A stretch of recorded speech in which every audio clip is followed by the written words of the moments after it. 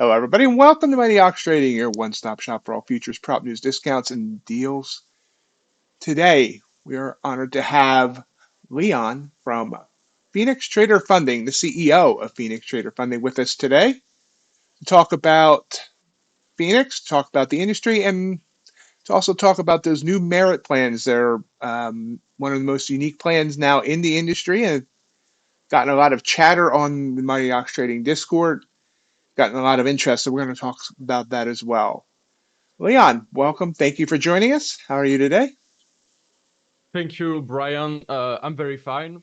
As you can probably hear, I'm going to introduce myself, but I'm coming from France. Phoenix is also based in France, by the way, and we are accredited by the financial market authorities.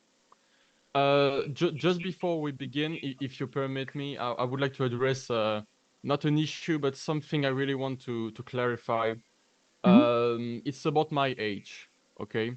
I'm saying this because the last time I did an interview, we did work. It was 6 months ago, something like that, and I thought it went really well. To be honest, the interview was great, and when the person published the video, uh, I would not lie, more than 80 to 90% of the comments were negative.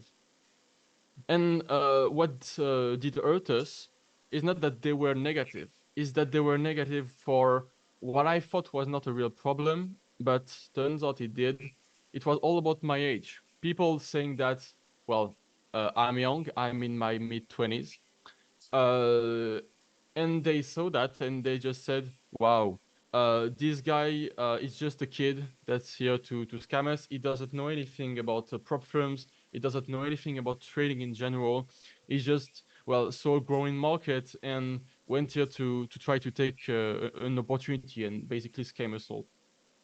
And so that's really something we hated, because all of a sudden, almost a year worth of hard work, seven days a week, sometimes 16 to 18 hours a day, literally, was vanished for something that has literally nothing to do about the product itself, the service, the fact that we pay the traders, uh, nothing but my age. So that's why I'm going to ask you for a favor here. If you are, if you were about to post that thing, um, please just watch the video, judge myself on what I'm going to say, my vision of the industry, good or bad. You decide, but not on something that is so, for me, kind of irrelevant. Thank you. Absolutely. And I find it amazing that people judged you on that. I'll start off by pointing out that yesterday there was a major rug pull by a 43-year-old CEO. So, I don't think Yeah. age has anything to do with it in this industry and or most industries for that matter. So, yeah, hopefully my audience will rise above judging for anything like that and can judge based on what they see about and hear about Phoenix and not of an age. And I also applaud you That because I would be mean, awesome. you could have chosen not to show. We could have done this just audio and no one would have ever saw your face. So I applaud you for being willing to come on and address that and as well show your face and who you are. So definitely appreciate that. So You're welcome. let's start with talking a little bit about you besides your age. If you would be willing to tell a little bit about your history or your trading history and how you decided to get into this crazy world of futures prop firms. Sure. So I have I'm where do I start? I've been first of all more of a tech guy. I've been a backend developer for a decade now, maybe a little more than that. Yeah, I've started when I was 13, so a bit more than a decade, more than a decade. And I've been trading actively since more than half a decade. So it all started back when I was myself a funded trader. for with elite trader funding to name the firm. And well, uh, basically 2 or 3 months after having started with them, I just felt in love with the model, with the prop firm model. I thought that for once, there was something that merged all of my passions at once, which were trading, entrepreneurship, and coding. And when I discovered I could code some stuff to make things better, well, I just basically fell in love with the thing that merged all of my three passions. So we did start to develop Phoenix about 8 months before it has launched. So the company has launched back in January of this year, 8th of January. So we do own every single part of our backend, and that's something I really want to mention because that's not the case a lot anymore. So we do own every single bit of code for my greatest pleasure. That's why if you go on the website, you will find some tools that are basically made from scratch. We will release another in a month. But yeah, that's about it. And apart from that, to talk a bit about my studies. I'm an engineer by formation, so it has really nothing to do with trading. But I figured out that well, there is no really a trading school. Uh, the best school you can possibly imagine is the charts themselves. You know, Hmm. traders is meant to trade, and so yeah, that's basically it. I did pay for a lot of courses, even though right now I realize that I maybe shouldn't have, because there is literally everything you want online for free. Yeah, So so yeah, that's basically how I've started. I'm an active trader since, well, 6 7 years. that's awesome. What assets do you like to trade? Oh, Nasdaq and S&P 500. Cool. That's what I More the figured. That's what S&P everybody actually. says. Yeah, but Yeah, I used to trade the crude oil, but it was a bit too. The price action didn't get along with me very well. I I prefer really the S&P for that. awesome. Uh, I'm more a Nasdaq trader, but every now and then I'll look at the ES. Um, so in the growth or as you were developing Phoenix, and since you've launched it, two-part question: what's been the hardest part, and what's been the most surprising part of seeing Phoenix and trying to grow Phoenix Trader Funding? um, the hardest part, it's a really good question. I would say getting on the other side of the fence. Because when you are a trader, when you are a client, it's easy, you know, you just buy a challenge and you have your account and everything is fine and etc. But when you go to the one who makes this happens, you have to, for example, connect to the API. And without getting into the boring details, that involves a lot of complicated documentations and codes. And that took us a month or maybe 2 months just for this little part of the website. And the most surprising part was definitely about the Ascension accounts, the static accounts that we currently have on Phoenix. At the time, they were thought back in March, I think. Uh, I f- I thought they would have been way more successful than they are. Right now, the most successful accounts are the classic ones. So the basic account that we have. End of day, etc. And I really genuinely thought that when we release the Ascension accounts, they will like for me they were awesome, and people didn't see them that way. So we are working on a new version of them, but that was definitely the most surprising part. What I thought was good versus what the clients wanted, or the traders, or no, yeah, that was I, yeah. I will say I agree with you in that. I because I see statistics as an affiliate from various firms, and I often think, why isn't this particular plan or this particular whatever selling better, and often comes down to just price. Everyone wants that lowest price, and it's like you could get so Mm. much better. It's so much better at a cap, but it's a little bit more of it. But it's neither here nor there, I guess. But yeah, static is. I mean, yeah, static should be the gold standard, and yeah, I do see like almost it's slumping almost anywhere it's offered.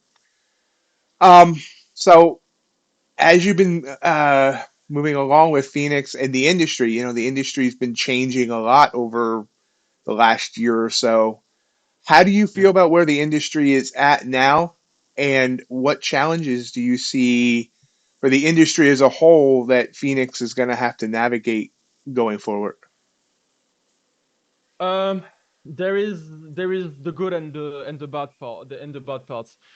For the good parts, let's start with this. The industry is really getting way more competitive so it's for the better of the traders. A little example. About 3 years ago, or maybe even less than that, the price of top steps challenges were maybe 3 or 4 times higher. Right Hmm. now, they are on a permanent discount, but they had to do this because, well, there was competition and they needed to, you know, get back on top. And prior to that, they had almost a decade worth of domination on the industry with those 4 times higher prices. Today, you see a 50K end of day at $150 with a $150 activation fee. You just don't take it. Yeah, um, and what's also better is what's next to come, which are the regulation of the CME, which will impose prop firms to have a program to transfer the traders to a live environment. That is extremely good because right now many films, especially white labels, uh, just don't do that. Just don't do that, and that's the saddest part of it all because, well, if you can't never trade real money, then for me it defeats the whole point of a prop firm, which is for me very simple. For me, a prop firm is a place where is a company where you just exchange signals for capital. And then if it's become if the firm just doesn't transfer its traders, it just become, well, a complete waste of money and time because either you are not successful and you are paying repeatedly, sometimes huge amounts of money without getting anything in return. Either you are successful and you will eventually get rug pulled, like we saw 2 days ago, or like we saw in many films where the film rejects a massive payout for seemingly no reason. And the solution for that is quite simple. It's live funding. Because, for example, with a live trader, if we have a live trader, it can make $10 billion on the markets. His payout won't get denied. Obviously, it's an extreme example. It will right. probably never happen. But it's the money generated on the markets. So we have no reason to deny it. That's the whole point of live funding. And for the bad parts, um, there were a lot of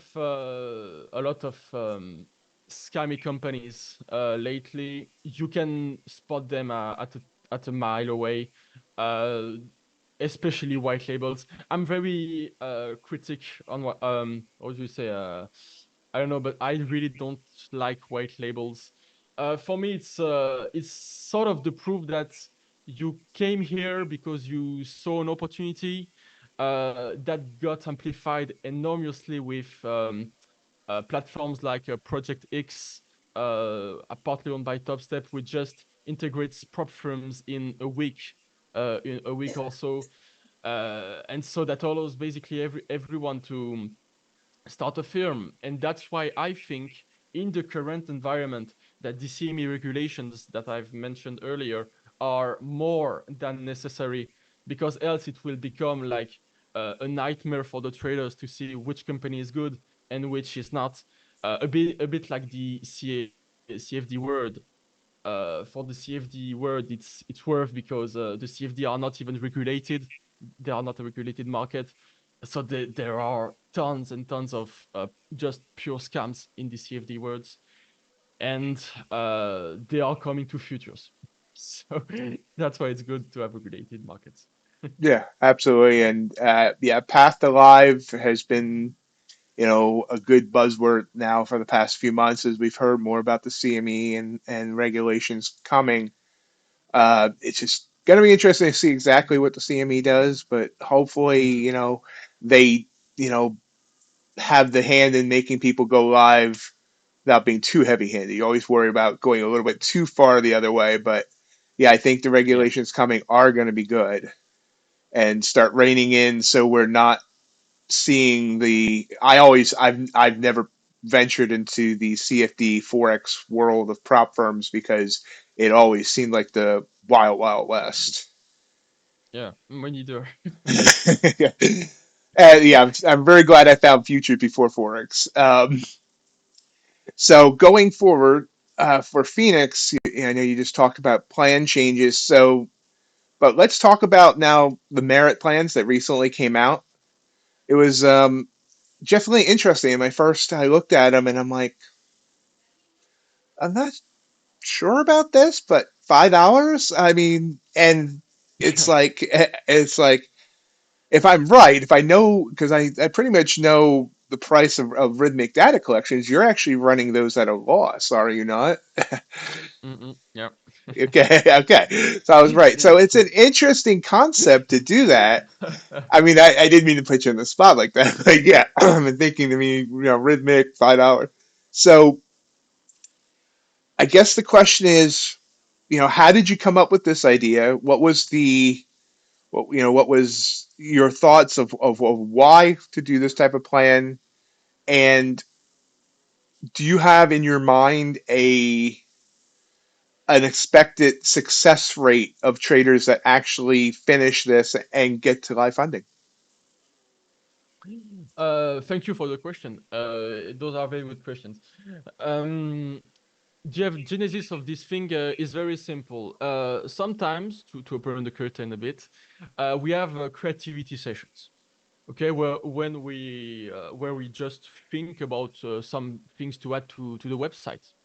And during one of those, we knew that we wanted to add a new account type, and we had the possibility to choose between multiple things: swig accounts, instant funded accounts, or something different. So who knows? And we were not really successful in doing that, meaning that no real clear ID came out of this until one of us asked a question, which was, "What's a prop firm anyway?" And so that's quite right. What's a prop firm anyway?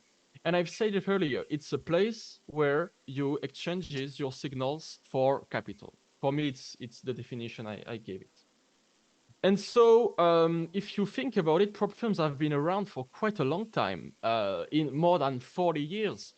Only recently, with films like Audacity and Topstep, did it be something like we know today, with a paid challenge, with consistency rules, maximum drawdown, daily drawdowns, etc., etc. But if you look at older companies, I'm thinking, for example, at SMB Capital, which is a very well-known company.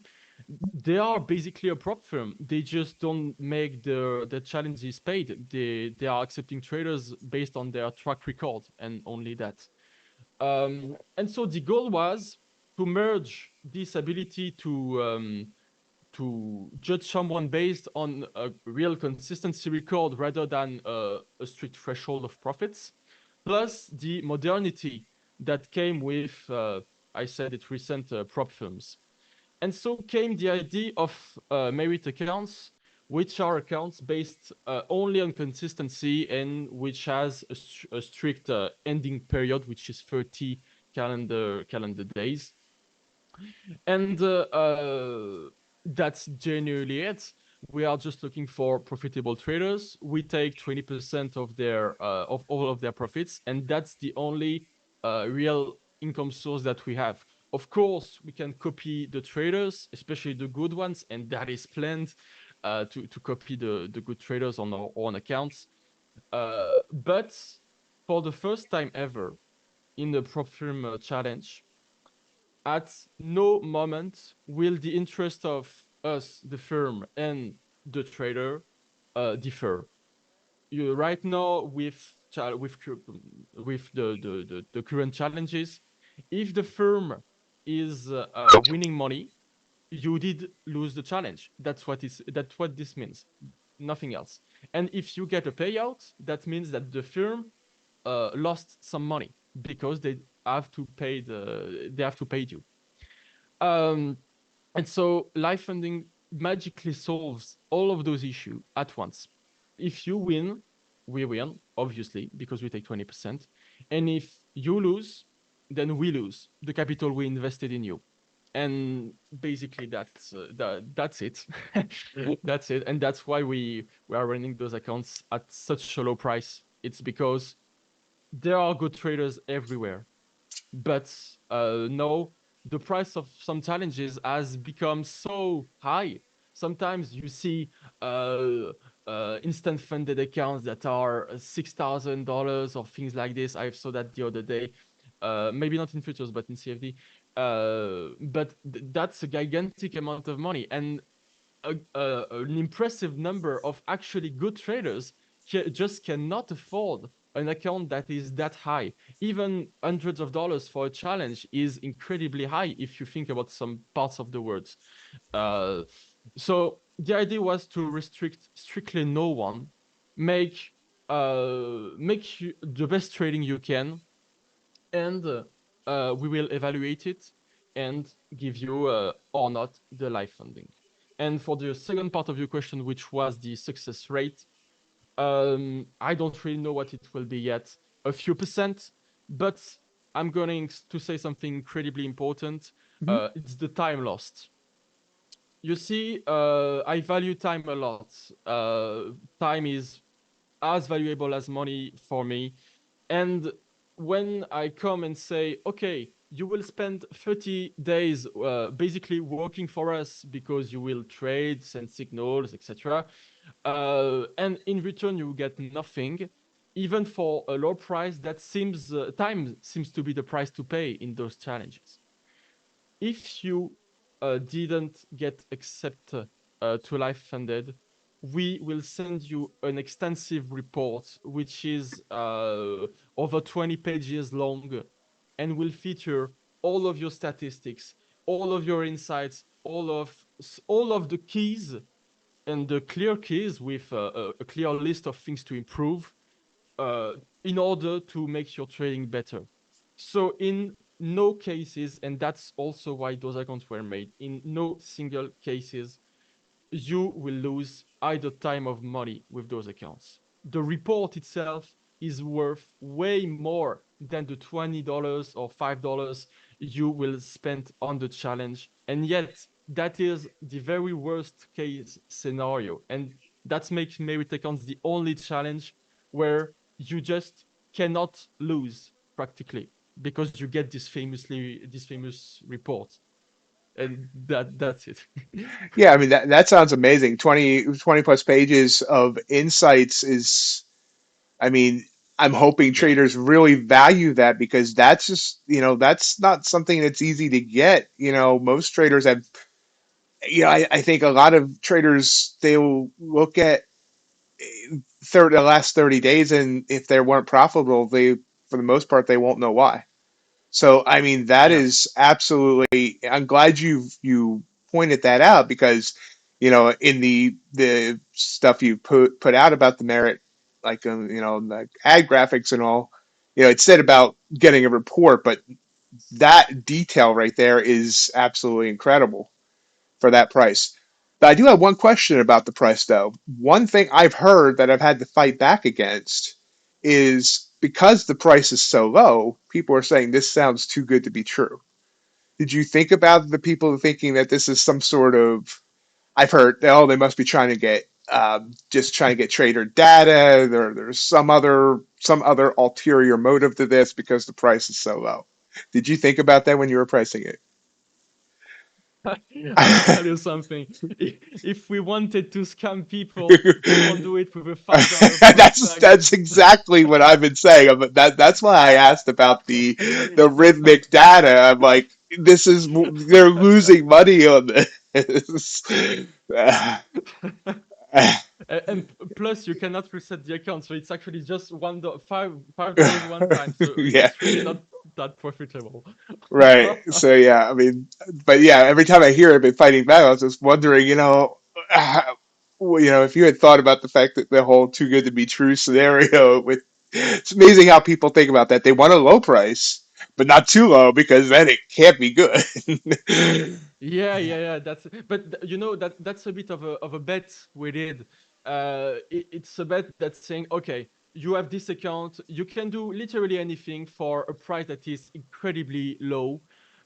Just do your best Hmm. because we genuinely, and maybe as hard as it is to believe in those troubled times, but we genuinely want to fund and to find good traders. That's really our goal right now because we do have capital. Obviously, we pay out every single one of our traders, and we right now, I will tell you, we lack of very very good traders. And if this offer, which is never seen before anywhere, can make some great traders hear about us, hear about what we do, hear about our vision, Hmm. and come on and give it a try, then that's the real value for us. That's what we are seeking, and that's also the reason for why it's that low. Makes It's a for lot of marketing. sense. Mm. Yeah, makes Mhm. a lot of sense, and I really hope people take advantage of that ability to get either live funding or the insight into their trading for just 5 or 10 or whatever dollars. Either way, it seems worth it to give it that shot, in my opinion. I'm the only reason I'm not doing it is because I know I'm not consistent enough yet for that. I still struggle, so I figure I'm not going to get Totally the live right. funding, so I'll wait on that. But for anyone that's seeing consistent profits, this definitely sounds like a great way to get themselves some live capital with obviously a good firm. Thanks a lot. What can I Uh, add? yeah, I know. I was trying to think where I wanted to go with that, but so, yeah, yeah, this interview thing, I never said I was a professional. But so with everything we've talked about with both Phoenix and the industry in general, where do you see both Phoenix and the industry in, say, 6 months to a year? Oh, 6 months per year. 6 months would be very different, because the regulations will be well in place, and so hopefully there will be fewer films than it is right now, or the equal amount, but not like a monthly more. You see, the we saw the number of CFD firms explode during the last 1 or 2 years. Hopefully, we don't see that in the futures industry, because it will just mean that a lot of the competitors are just indeed not really trustworthy. And about Phoenix, well, hopefully, I see us grow really really greatly. For now, the growth rate have been around 30-35% month to month, which is great, which is gigantic, in fact. Hopefully, we maintain this rate, even though I'm not naive. This rate is not maintainable for an infinite period of time, but I do think we will innovate enough and change enough things around to be in the competition, be a serious actor in the competition. In about, I would say, 2 or 3 weeks, we will release a brand new software, something never seen before either, for prop film at least. In about 1.5 months, we will release another one, which would be integrated and offered for free with all of the accounts, including the merit ones, uh, which is something that has also never been seen before anywhere else at this level of detail, at least. Yeah. And we have two or three more great ideas like those. So we have ideas in stock. We just need time to realize them step by step. And as long as we pay our traders, we can continue to run the business. So hopefully it continues to well more than a year or 6 months. Well, what I can see is I can see the passion you have for this, and I think that's where some of the more established prop firms have just kind of started their thing. They got a little bit of success, and there was really not much in the way of innovation. So I think seeing a company that's constantly looking to innovate and add new things, especially if it's things that people have never seen, because we started seeing a lot of cookie cutter prop firms where they all started looking the same. So finding something that's different and continuing to try and innovate in the space, I think, is very good for the space in general. Yeah. Okay. So, okay, I think we're just about ready to wrap up. Was there anything else you would like to add before we go? Um, Not really. If you, not really. Okay. If you want to give it a try with merit accounts, go ahead. Or if you don't, then don't. But yeah, Well, well, I will be. We did do a video a few days ago on the new merit accounts. That'll be linked yeah, here in saw the that. video description. Um, and make sure it's also linked at the end of the video. Definitely give them a try. I'll make sure the link for Phoenix is also down there so you can find them, check them out, check out one of those merit accounts, and see if you can get some live funding. Leon, I appreciate you being here with me today.